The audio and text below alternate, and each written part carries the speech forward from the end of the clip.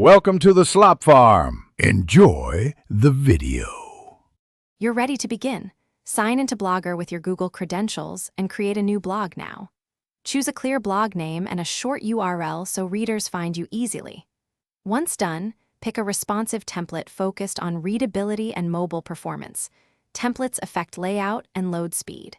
Make sure to set language, search visibility, and your author profile so metadata and attribution are correct. Save changes and preview the site. This first setup gets your publishing pipeline live and discoverable. You'll now create content. Open posts new post and craft a descriptive title plus a concise lead to hook readers. Break content with headings, lists, and images to improve scannability. Use the editor's insert tools for media and captions. Once done, assign labels and customize the permalink to reflect keywords. This improves navigation and SEO. Make sure to add a meta description and a featured image for social previews. Finally, use draft, preview, and the scheduling option to publish at the ideal time.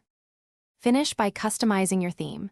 Use Theme Customize to tweak fonts, colors, and add gadgets like Search, About, and Archive.